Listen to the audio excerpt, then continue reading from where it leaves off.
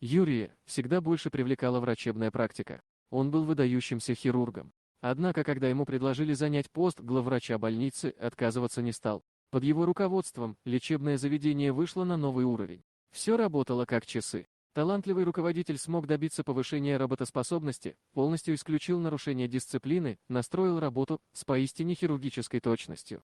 Личная жизнь у него не ладилась. Жена ушла к другому мужчине, удачливому бизнесмену. Ей надоели постоянные отлучки мужа, задержки на работе, ночные операции. Она требовала к себе много внимания, и всю их совместную жизнь ревновала Юрия к его профессии. Вместе с собой она забрала их дочь. Встречи их случались крайне редко. Юрий так и остался холостяком. С работы его встречал только верный пес, лабрадор Гамлет. Они были лучшими друзьями. Мужчина посвящал ему все свободное время. Гулял по округе, играл с ним, при этом радуясь как ребенок. Однажды в клинику поступила пациентка Валерия. Женщину привезли в тяжелом состоянии после автомобильной аварии. Была проведена длительная операция, после которой пациентка впала в кому. Врачи долго боролись за ее жизнь. Наконец та пришла в себя, однако наблюдались нарушения речи. Валерия не могла говорить, издавала только нечленораздельные звуки. Была очень слаба, содержалась в отдельной палате, передвигаться сама не могла.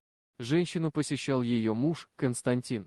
Приятный на вид парень, на 8 лет младше своей супруги. Все медсестры в него влюбились и недоумевали, что общего могло быть у этого обаятельного молодого человека и лежащей в палате женщины. Костяк оказался очень любящим, постоянно носил цветы, проводил много времени в палате рядом со своей женой. Что-то в поведении семейной четы казалось странным главврачу Юрию. Валерия словно мрачнела при его виде, становилась более нервной. Однако доктор не спешил делать выводов, наблюдал издалека.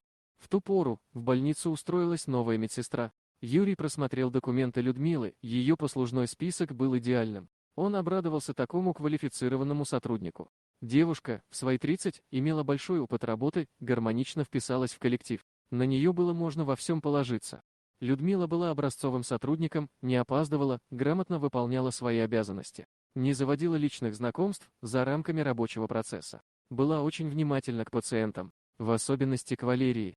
При каждом удобном случае медсестра заходила в ее палату, вероятно, даже чаще, чем это было необходимо. Сначала Юрий не обращал внимания на эти частые посещения, но вскоре ему стало бросаться в глаза некоторая их странность. К тому же, его лежачая пациентка после таких визитов вела себя несколько необычно.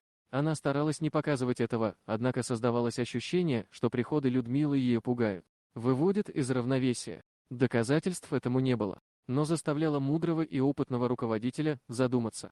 Однажды он решил поговорить с Валерией, попросил ее кивать головой, задавал вопросы относительно Людмилы, но та отрицала все. Когда он спрашивал, беспокоит ли ее посещение медсестры, та яростно начинала показывать жестами, что нет, но было в этом нечто неправдоподобное.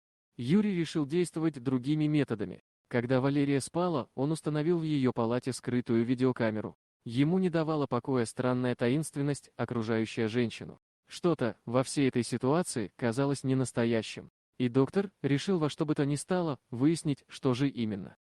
Дорогие друзья, если вам понравилось видео, поставьте лайк, а также подписывайтесь на канал, где найдете еще много интересного.